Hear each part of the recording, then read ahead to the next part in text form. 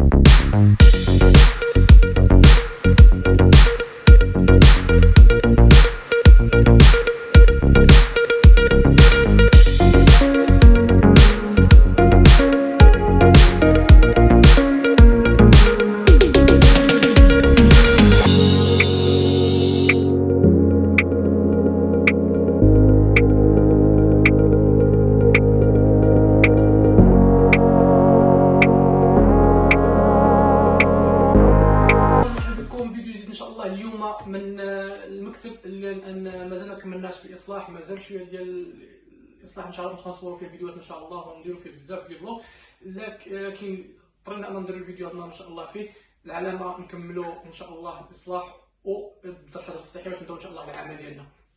الاخوان كما قلت لكم افضل الطرق باش تجي لروسيا، نهضروا عموما او بخلاصه شنو هما الطرق الممكنه باش تدخل الاتحاد الروسي. اول حاجه هنا باش تدخل لروسيا كاين ثلاثه ديال الطرق وهذا عليهم مرارا وتكرارا، لكن مع الاسئله مع كثره من التساؤلات قررت انني نعاود هذه الحلقه هذه ونعاودها هذه المره بالتفصيل الممل. اذا اول شيء الاخوان الطريقه الاولى هي الطريق عن طريق السياحه. طريق السياحه الاخوان هي واحد التاشيره كتاخذها، اما كتمشي انت راسك كتمشي تصور في السفاره، ولا كتمشي كتاخذها من واحد الوكاله اللي داخل الاتحاد الروسي وهما كيعطيوك كل شيء. المضمون ديال هذه التاشيره السياحيه هي الحجز الفندقي وتذاكر الطائره، والمده ديالها كتراوح ما بين شهر الى 3 اشهر. الامتيازات ديالها ولا السلبيات ديالها شنو هما؟ اول حاجه الامتياز ديالها الاخوان هو انها يمكن لك تجي السياحه ما فيهاش صعوبات ما فيهاش مشاكل وبسرعه. المشاكل ديالها انها ما كتمددش ما كتجددش وما يمكنلكش دير بها حتى شي حاجه، ما يمكنلكش تخدم ما يمكنلكش تزوج ما يمكنلكش دير كثير من الحوايج، لذا كتبقى على اساس انك فقط للسياحه فقط.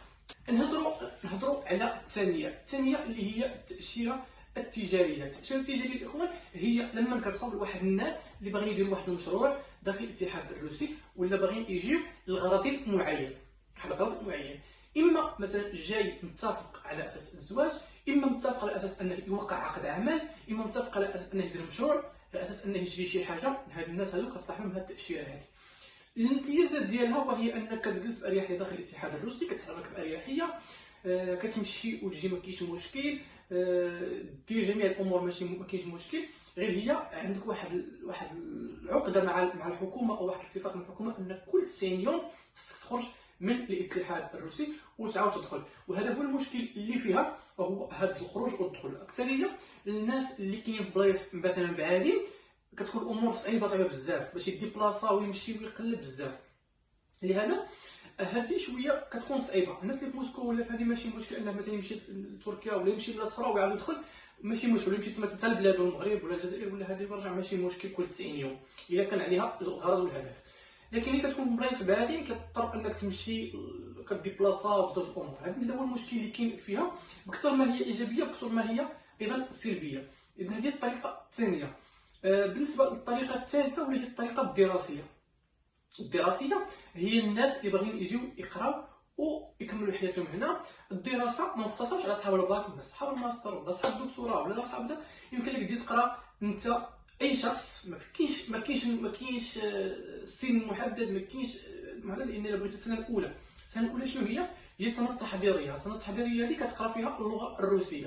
فهاد اللغه الروسيه كيمكن لك انك تقرا العام الاولي وتزيد العام الثاني وتزيد العام الثالث، لانك كتقرا بالمستويات. في الحاله الا كنتي باغي مثلا انك انت تجي وتقرا هنا التخصص ديالك، بمعنى خصك تقرا العام سنه التحضيري وتمشي تقرا التخصص ديالك. هاد السنه التحضيريه هضرت على الفيديو اللي قبل، رجعوا ليها واللي ها هو لتحت نحط لكم باش تعرفوا شنو هي السنه التحضيريه بالضبط، شنو كتقرا فيها، شنو هو التخصص ديالها، جميع المسائل اللي فيها. بالنسبه للاخوان الناس اللي ما عندهمش الباك هضرت عليهم في الفيديو اللي قبل، ونهضر عليه في الفيديو هذا. راه يمكن لك تقرا واخا ما عندكش الباك في معهد اللي هو معهد متخصص بالمجال انت اللي باغي تقرا فيه. روسيا قديما كان فيها هذا المشكل ديال الباك، ما تجيش ما تقراش ما تفعلش ما تركش، لكن كان ماشي ما كانش، كان غير هو كان محدود، وكان الناس ما كيهضروش عليه. لان اي واحد كان كيفكر انه يجي يقرا مثلا التخصصات اللي عاليه، كان كيجي يقرا الميديسين، اللي كيقرا الهندسه، اللي كيقرا الطيران. لكن الان وليت كنشوفوا تخصصات اللي هي تخصصات كثيره، مثل الاقتصاد، مثل الانفورماتيك، ولاو كيجيو وكيقراو واحد حتى هنا، بمعنى ما بقاش مختصره فقط على واحد المجال اللي هو مجال محدد. ولا الان كلشي كيجي يقرا في جميع المجالات في جميع الامور. ولهذا الاتحاد الروسي ولا كيعطي الاهميه والاهتمام اكثر للمعاهد اللي حتى هي كتعطي هذا المنطلق هذا ديال النيفو باك ولا المستوى الثانوي اللي كيتسمى هنا الاعدادي ولا كتسمى الكوليج. هذا هو هنا حنا في المغرب كنسميو التكوين المهني، هنا كيسميوه هما الكوليج. اذا الاخوان هادو هما ثلاثه ديال الامور اللي كاينين باش تدخل للاتحاد الروسي الا بغيتي تدخل بالطريقه الصحيحه. نهضروا هنا على كيفاش تحصل عليهم، كيفاش انا قلت لك في التاشيره السياحيه يمكن لك اما تمشي تقدم عليها ولا تاخذها من وكاله. ايضا التاشيره التجاريه يمكن لك اما تقدم عليها ولا تاخذها من وكاله. الا قدمت عليها كتجمع جميع الاوراق اللي هما داخل كاينين في الموقع الرسمي ديال السفاره، من حساب بنكي، من عقد العمل، من الامور كامله. ولكن في الحاله ديال الا كنتي غتعامل مع واحد الوكاله، تتعامل مع واحد لاجونس، يمكن لك انك فقط ترسل لهم فقط جواز السفر ديالك، البطاقه الوطنيه، وتتفق معهم على طريقه الدفع اللي كتعمل المستحقات ديالهم باش هما كيخدموك، اما على 50% 50%، اما 100%، اما 0% ويخدموك حتى تاخذ التاشيره ديالك. هادشي كل وكاله وكيفاش كتعامل مع الزبناء ديالها. ما نقدروش نحددوا ان الوكاله كيفاش كتعامل. هذه هي بالنسبه للتاشيره الدراسيه. يمكن لك اما انت تكونيكتا مع الجامعه وترسل لهم المستحقات ديالهم وترسل لهم الوثائق ديالهم وترسل لهم كل شيء، وانت كتكلف براسك، بمعنى ما كدير حتى شي حاجه، راه كدير راسك، راه كتصاوب ورقه الراس، بمعنى راه كتكون شويه. لكن في الحاله كتعامل مع واحد جهه معينه، ما نقولش وكاله ولا شخص ولا اكس ولا هذا، هادشي واحد كيبقى هذا هو كيتفق، هو كيحدد لك كلشي، بمعنى هو كيوجد لك السكن الجامعي، هو كيوجد لك الوراق ديالك، الترجمه، هو كيستقبلك، هو كيديك جميع الامور، بمعنى خصو يبقى معك العام كله وجميع الامور. اي مشكل عندك راه هو اللي كيفكوا لك، راه هو ولا هما اللي كيفكوا لك، اي وكاله ولا شي حاجه. وحنا سعداء ايضا باستقبال رسائلكم في هذا المجال هذا، ودائما كنتمنى انني نجاوبكم ونساعدكم في هذه الامور هذا. ما تبقوش علينا ايضا بالتساؤل ديالكم، اللي كيخلونا نزيدوا لقدام ونديروا فيديوهات اكثر. اذا هادو هما افضل الطرق باش انك تجي لروسيا وتكون مقيم، اللي كنقولوا مقيم قانوني في هذه الامور هذه. ننقزوا للبارتيه الثانيه او الجزء الثاني من هذا الفيديو، اللي هو كيفاش دابا انت جيتي كيفاش تحصل على الاقامه. انت جيتي دابا الطريقه صافي وصلتي، دابا خصك تحصل الاقامه. الاقامه كيفاش تحصل عليها؟ القانون الروسي كيقول لك اي شخص مقيم داخل الاتحاد الروسي اجنبي، او اي شخص اجنبي مقيم داخل الاتحاد الروسي عنده الحق انه يحصل على الاقامه في الحاله الا جلس سنه كامله داخل الاتحاد الروسي بدون اي مشكل، متقن اللغه الروسيه، ما عندوش مشكل في هذه الامور هذه. اذن هنا عنده الحق انه يقدم الاقامه ديالو في الوقت المناسب لها، بمعنى كل سنه كتخرج المنحه باش كيقدموا عليها، لهذا ما عنده الحق انه يحصل عليها. هذه واحد. الشخص اللي تزوج عنده الحق انه يحصل على الاقامه المؤقته، اللي كمل القرايه ديالو عنده الحق انه يحصل على الاقامه المؤقته. اذا هادو هما الناس اللي عندهم الحق انه يحصلوا عليها ويحصلوا عليها بصوره جيده وبسرعه. اسهلهم واسرعهم هي عن طريق الزواج طبعا. اخوان، في هذه الحاله هذه جينا نهضروا من واحد الناحيه ديال الاقامه. اذا نهضروا على التاشيرات ما فضلهم، جينا نهضروا على السياحه ما صلحاش. كتقنيو علاش؟ لان فيها شهر ما كملتيش الشرط اللي عطاتو الحكومه الروسيه اللي هو ديال سنه. اذا هنا كطيح هذا القرار هذا. نجيو نهضروا على التجاريه او الكوميرس. في هذه الحاله هذه اذا كتلغى. علاش؟ لانك غادي تخرج كل 90 يوم، بمعنى مشات لك. كتبقى لك التاشيره الدراسيه هي اللي عندها الحق. علاش؟ لان التاشيره الدراسيه كتاخذ في المره الاولى في بلادك كتاخذ 3 اشهر. 3 اشهر شنو هي باش تدخل لروسيا، باش كتجي للجامعه. كتوصل للجامعه كيعطيوك التاشيره ديال العام وهما كيجدوها، بما ما تخرجش وتعاود ترجع، يمكن يكون التجديد دائما. لهذا هنا كتكون استوفيتي الشرط اللي هو شرط مهم الاول اللي هو ديال السنه. الشرط الثاني ديال اتقان اللغه الروسيه. ما يمكنلكش تتقن اللغه الروسيه الا كنت عندك السياحه ولا التجاره فقط الدراسه. اذا شتي تقارنها في شهر 9 معنا في النهايه ديال السنه غتكون عندك واحد الشهاده كتثبت بان عندك اللغه الروسيه. سائد غير تكمل السنه يمكن لك الحق انك تدفع بدون اي مشكل. هذا واحد. الناس اللي غادي يقولوا لي ولد تزوج غادي ندفع واخا ما عنديش اللغه، كنبغي نقول لك ما غاديش تدفع، لان في الدوسي ولا في الملف اللي كتدفع كيخصك شهاده كتثبت ان باللغه الروسيه. غتقول لي وراه كاين الناس اللي كيشريوها، وراه نقول لك راه كاين الناس اللي كيبيعوا وكيشريو وفي الاخر كيوقعوا لهم مشاكل وكيوقعوا لهم كثير من الامور. لان هنا كتمشي لجنه شي حاجه راه وانت شريتيها ما غتستافد منها والو. بمعنى هنا في روسيا راه 99.99% من التعاملات هي تعاملات باللغه الروسيه. علاش؟ لان عندهم الاكتفاء ديالهم. يعني نشوفوا جميع الامور، التليفونات، من الحواسيب، من المحلات، من جميع الامور راه عندهم اللغه الروسيه ديالهم، لان عندهم الاكتفاء ديالهم. معنى ما محتاجينش هما انهم يجيبوا من برا باش يبداو يخدموا به. واخا مثلا كيجيبوا شي حاجه من برا راه كيجيبوها على اساس انها تخدم باللغه ديالهم. عندهم اتفاقيات مع شركات انهم يخدموا لهم الامور ديالهم. لهذا حتى في التعاملات مع الناس، مع الجامعه، مع كل شيء كتلقى راسك بانك مضطر انك تتعلم اللغه الروسيه. لهذا من الافضل انك تتعلم اللغه الروسيه، لان كل ما زدتي اللغه راه ماشي خصك راك زدتي، راك ربحتي، راك ما خسرتيش. لهذا من الافضل انك تقرا اللغه الروسيه. الخلاصه هذا الكلام هذا كله في هذا الليطاب الثاني هو واش نجي سياحه، واش تجاره، واش دراسه. الا كنتي باغي تاخذ الاقامه كنبغي نقول لك اجي بالدراسه. علاش؟ لانها افضل. نقدر نقول من ناحيتي افضل، من ناحيتك انت الله اعلم. منك كنقول انا من وجهه نظري الدراسه افضلهم. علاش؟ لانها كتفتح لك مجموعه من المجالات، منهم السكن الجامعي، منهم التعامل مع الروس، منهم تعلم اللغه، منهم بزاف الامور. والاهم هذا الشيء كله انها كتعطيك وقت طويل انك تاخذ راحتك داخل الاتحاد الروسي ودير شحال من حاجه. اذا هذه هي النقطه ولا المرحله الثانيه من هذا الفيديو ديالنا. المرحله الثالثه الاخوان من هذا الفيديو هذا نهضروا عليها الان بعد الفاصل.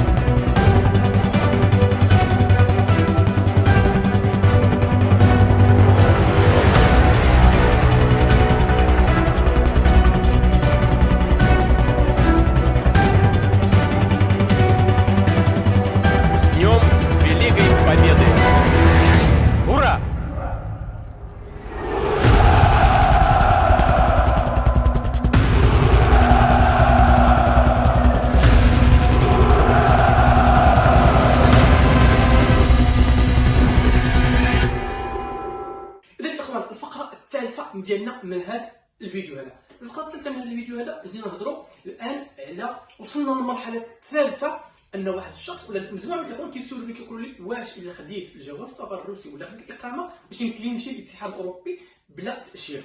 هذه كنقول لك ما يمكنش، خصك تاخذ التاشيره باش تمشي للاتحاد الاوروبي. لكن راه ماشي هي كجواز مغربي ولا جزائري ولا يمكن لك لا هنا اوتوماتيكمون ولا مباشره كتاخذ الجنسيه ديالك، راه كتمشي للاتحاد الاوروبي بكل سهوله، بكل سهوله. هذه هي النقطه الاولى. ملي كتمشي لاي وكاله ولا اي قنصليه كتعطيهم جواز السفر ديالك وكيصاوبوا لك المسائل. ما كيبقاش يطلبوا منك جبنا هاد الورقه وجيب، لا كيطلبوا منك حتى شي حاجه، كيطلبوا منك فقط فين غتمشي فين غتجلس وكيعطوك التاشيره ديالك. والتاشيره تقدر توصل حتى ل3 سنوات، ما بين سنه و3 سنوات في الاول. بمعنى كاين واحد الحدود كبيره كبيره كبيره اللي هي تقريبا 99% من الحدود انك غادي تاخذ التاشيره ديالك وكتاخذها بمده طويله وكتمشي بكل اريحيه. وماشي فرق، كاين فرق كبير ما بين جواز السفر المغربي ولا الجزائري ولا والروسي. طبعا هذا فرق كبير وكبير بزاف. نبغي نجاوب الناس اللي كيسولوني واش الا جيت لروسيا نقدر ندخل حارق لاوروبا ولا لفنلندا. راه صعيب وصعيب بزاف، واي واحد كيقول لك الهضره هذه ولا اي واحد كيقول لك راه غادي تجي وغادي تدخل، عرفوا راه كيكذب عليك. وكنتحدى اي واحد يدير شي فيديو ويجيب ناس اللي هما داروا هذه القضيه في هذه المرحله هذه. ما نهضروش على واحد 6 سنين 7 سنين 10 سنين اللور، ما نهضروش عليها، نهضروا في هذه المرحله هذه. لان الفتره هذه فتره اللي هي صعيبه وبزاف. ونتحدى اي واحد يقول هذه القضيه هذه الا الكذابه هما اللي كيجيبوا الفيديو هذا. علاش؟ لان راه اي واحد في بلاد اخرى راه ما يعرفش شنو واقع في الحدود. راه ماشي الداخل هو الحدود، راه ماشي الحدود. انا الان في الحدود مع الصين، وهذا ماشي حدود زعما اللي صعابين، ولكن راه كتشوف كيكون واحد اليامات اللي كتلقى الامور راه طير، اللي كنقولوا الطير لا يطير، كلشي مزيان. وفين كتكون ملخوفه. هادشي كنقول مع الصين، عسى ما بالك مع الاتحاد الاوروبي ولا مع الدول الاخرى. لهذا الاخوان ما تمشيوش في هذا الغلط هذا اللي مشاو فيه بزاف الناس ووقعوا لهم مشاكل وحصلوا وزادوا الامور. اخوان كان هذا هو الفيديو. في الخلاصه كنبغي نقول لكم افضل طريقه من وجهه نظري ووجهه نظر بزاف الناس اللي هي انك تجي اما تاشيره دراسيه وتقرا الدراسه ديالك وتسنى الامور تقاد ان شاء الله. والحمد لله الامور راه ماشي وهي كتقاد. القانون الروسي هو قانون كبير بزاف، كل مره كنلقاو جديد، كل مره كنلقاو شنو كاين جديد. لهذا ديما تسناونا وما تنساوش الاشتراك في القناه وتفعيل الجرس باش يوصلكم دائما الجديد. وإلا عجبكم الفيديو ما تبقاوش في الكومنتير. ودائما نحن سعداء باستقبال رسائلكم.